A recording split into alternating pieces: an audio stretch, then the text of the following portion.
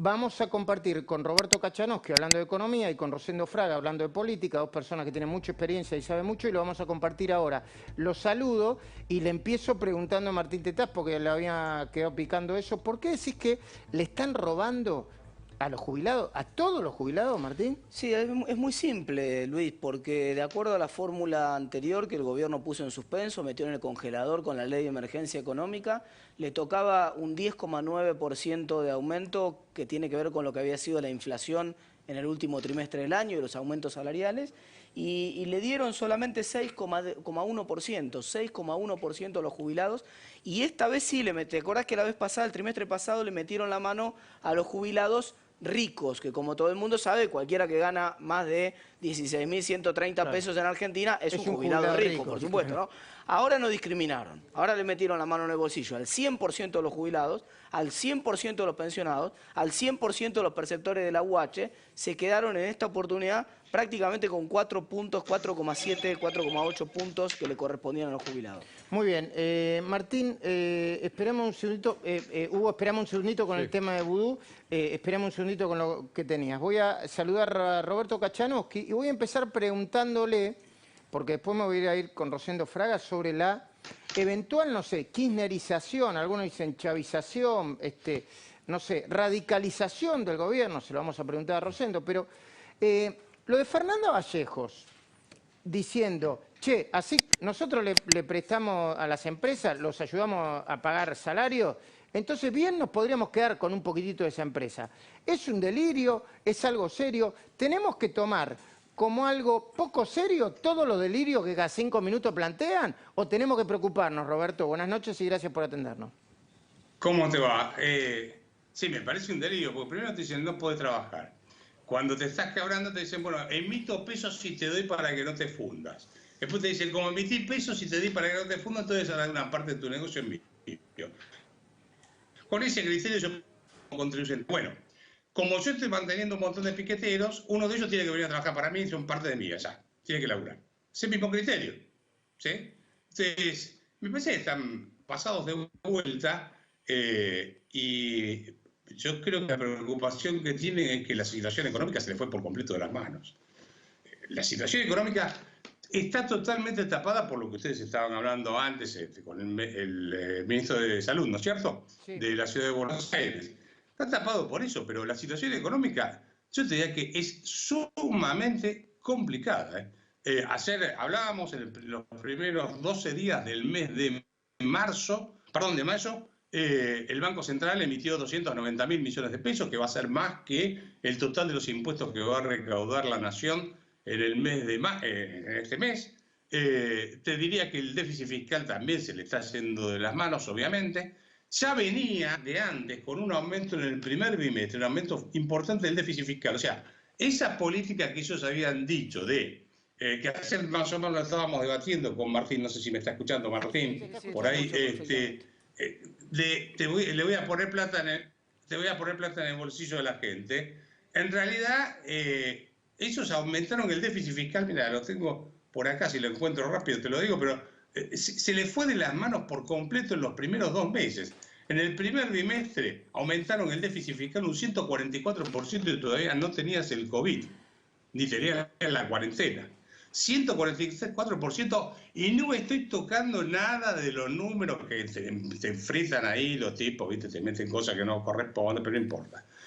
Ahora, sin la cuarentena, o sea que todavía estabas recaudando, ¿sí? Porque no habías prohibido trabajar. Tenías un aumento del déficit fiscal del 144% porque metiste las tarifas de los servicios públicos, las metiste de nuevo, las pisaste y le tenés que dar subsidios. Pisaste subsidios sociales, etcétera, antes de la cuarentena. Te podés imaginar que ahora esto está por completo totalmente descontrolado. Se te cae la recaudación, los costos se te van, y entonces yo creo que están tirando cualquier cosa para ser responsables a otro de lo que está pasando. Que es lo tradicional del populismo, ¿no? Rosendo, con Martín hablábamos de la foto del... Yo entiendo, según las encuestas, el enorme apoyo que todavía tiene Alberto Fernández, el juego de Alberto y Cristina, donde uno parece el policía bueno y el otro la policía mala, la embestida y estos delirios de política económica de propuestas cuasi chavistas que por ahí la tiran a ver si entra o no. ¿Cuál es tu mirada sobre lo que está pasando ahora mismo, Rosendo? Que hace mucho que no hablamos y me interesó mucho volver a escucharte. Bueno, mirá, hoy casualmente, ¿no es cierto?, se cumple un año de que fue anunciada la fórmula Fernández-Fernández. Y yo creo que, ¿no es cierto?, la idea de que Alberto Fernández y Cristina se iban a enfrentar o que el presidente, ¿no es cierto?, por el hecho de ser presidente iba a subordinar al kirchnerismo. Bueno, todo esto no se está dando. El mismo Alberto Fernández el fin de semana públicamente dijo, este es el gobierno de Cristina y mío, ¿no es cierto?, en este sentido. Entonces lo que yo creo que está pasando es que aquellos que pensaban de que Alberto Fernández, al ser el presidente, iba a tener un poder que iba a anular al kirchnerismo, esto es lo que no se está dando. Cristina es la vicepresidente, pero hagámoslo muy simple, tiene una alianza importante con el gobernador de la provincia de Buenos Aires, tiene a su vez su hijo presidente del bloque de diputados. Entonces me parece que tiene un núcleo de poder que, sin lugar a dudas, está orientando el gobierno. Y Rosendo, cuando vos ves que por un lado la provincia de Buenos Aires, los intendentes, Kicillof le pegan a Horacio Rodríguez Larreta, y por el otro lado Alberto le pega a Vidal, hay un cruce ahí que lo que tiene es a expandir el peronismo y prevalecer pegándole ahora ante unas elecciones por las que faltan mucho, pero con una economía que no se sabe de dónde puede terminar. Está bien, yo dos cosas te diría. Hay que diferenciar lo que es ideología de política. Para mí el peronismo / kirchnerismo está golpeando al PRO más por razones ideológicas que por razones políticas. Es decir, más que por decir me pueden ganar la elección, por decir vamos a demostrar que nuestra interpretación, nuestro discurso es mejor que el de ellos. Y esto me parece que es lo que está dominando. Es decir, es más una rivalidad ideológica que está imponiendo que una competencia política, ¿no es cierto?, por la elección. Ahora, viste, vos me decís todo esto, yo dejaría la economía al costado, iría al tema social, iría al tema... La dejo porque hay dos economistas muy capaces que están acá con usted y no quiero meterme en el tema que yo manejo. Pero vayamos, acá hay dos temas que realmente me parece que son muy importantes. Paradójicamente uno es la situación social. Pues fíjate que el mismo INDEC informó que a fines de diciembre la pobreza había llegado al 38,5%. Y que ahora estaría en el 45%. Esto implicaría que el segundo semestre probablemente estemos con una pobreza del 50%, que fue el récord del primer semestre del 2002. Esto me parece central ponerlo en el centro del debate. Y segundo, el tema educativo. Es decir, como que el tema educativo, que es el tema central de largo plazo, está en una crisis realmente muy importante. Y acá no quiero extenderme más. Por eso yo sigo mucho lo que hace Merkel, que es el país, Alemania, sí, que ha sido más exitoso con la pandemia en el universo del occidente desarrollado.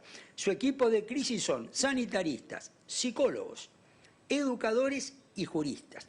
Es decir, porque no se trata del planteo, es cierto, decir salud o economía, se trata a veces del planteo salud o educación. Martín, para compartir con Roberto, impresionante, muy inteligente el análisis de Rosendo, que además tiene una mirada hacia el mundo, ¿no? Digo, vos decís que le acaban de meter la mano a los jubilados de nuevo. No, yo no lo digo. No, bueno, acaban de meter la mano a los jubilados. No, está bien. Es un dato de la realidad. Le dieron 6,1% de aumento cuando les tocaba 10,9%. ¿Compartís, Roberto? Sí, no hice la cuenta, pero sí, Martín la está dando seguramente. A ver, se sabía que lo iban a ajustar por debajo de la inflación de entrada, ¿no? Ok. Ahora, esto implica que la economía está muy complicada. Sí. Después yo le voy a preguntar a Rosendo cómo se mezcla la economía con la política, pero con esta economía sí, ¿a quién le van a echar la culpa? ¿Al COVID? ¿A Macri? ¿Todavía la herencia de Macri es para echarle la culpa? Te quiero escuchar, Martín, y después escuchar a Roberto. Para mí todo va a depender de cómo logre salir de esta situación el gobierno, de cómo logre salir de la cuarentena y cómo logre salir de la recesión económica tremenda que tiene la Argentina por delante. En los próximos meses se va a definir. No hay elecciones hoy tampoco y por eso yo también pongo en duda las encuestas, porque no hay manera de medirlo técnicamente porque la gente está en cuarentena, digamos. Entonces no se puede ir a los domicilios. salarios, etcétera, etcétera. Vamos a ver qué pasa, en los próximos meses se va a definir si el gobierno logra hacer una salida ordenada, inteligente de la cuarentena. Bueno, a veces el público puede premiar un gobierno con malos resultados en un contexto muy adverso, porque entiende que hizo lo que podía. Pero bueno, también puede ser que las medidas políticas del gobierno terminen hundiendo más a la economía y terminen complicando aún más la situación. ¿Y qué hizo el gobierno desde que asumió y hasta ahora en materia política económica o en materia de economía para mejorar la economía, Roberto? Mira, la economía se mejora con inversiones, siempre, ¿sí? Y hizo todo al revés de lo que tenés que hacer para captar inversiones. De manera que yo te diría, lo que hizo fue ampliar el déficit fiscal, emitir más moneda, generar más inflación, controlar precios, pisar de nuevo las tarifas, atrasar el tipo de cambio, que no es un tema menor. De manera que yo no veo que la salida económica pueda ser posible, y esto Rosendo lo debe saber mejor que yo. Yo no recuerdo ningún gobierno que haya fracasado económicamente y que haya tenido buenos resultados electorales con posterioridad. No sé si hay algún ejemplo que en este momento no recuerdo ninguno. Pero de todas maneras, te diría, va a ser muy difícil que el gobierno en sí pueda salir airoso de esto, más allá de que le eche la culpa al COVID. Y la razón es muy fundamental. El problema económico argentino no es económico, es un problema institucional. La Argentina no tiene instituciones suficientes como para atraer inversiones y crear puestos de trabajo. El tipo de cambio lo tenés atrasado y el consumo no puede crecer si el salario real no crece, y no va a crecer si no tenés inversiones.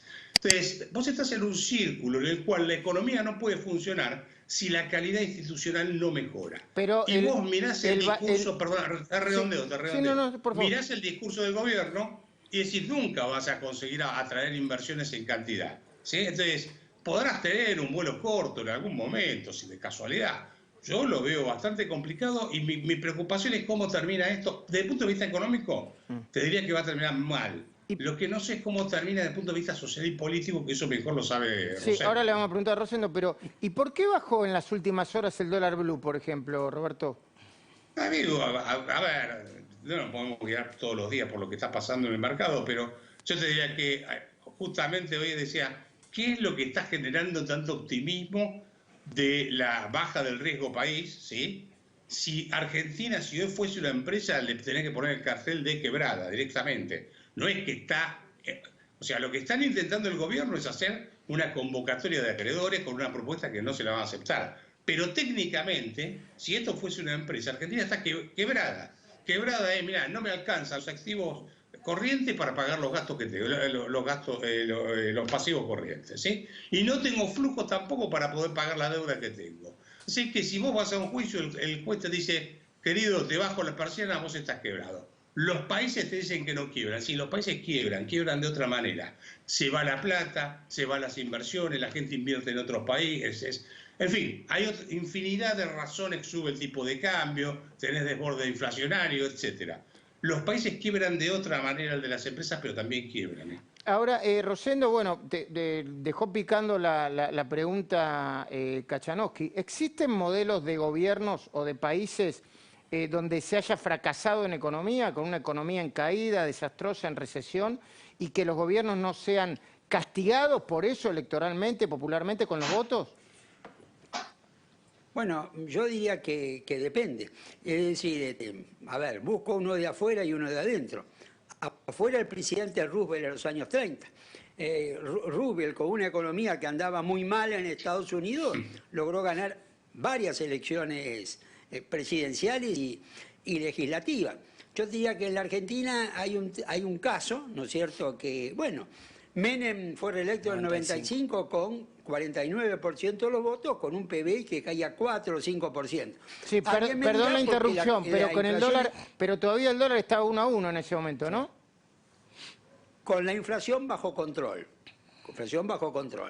Entonces yo diría que, a ver, para analizarlo con lo que pasó, para mí era probable que Macri perdiera por 2 razones. Tenía la economía mal y el peronismo unido. Con el peronismo dividido, aún con la economía mal, a lo mejor Macri ganaba. Esto es lo que yo te diría. Pero guarda, lo político juega un papel muy importante. Una legislativa la ganás con el 30% de los votos o el 35%. Ahora, si los que están enfrente están unidos, perdés. Es Si más están difícil. divididos, ganás. Entonces, ¿qué es lo que yo digo? La política juega un papel para generar escenarios electorales diferentes pese a la economía.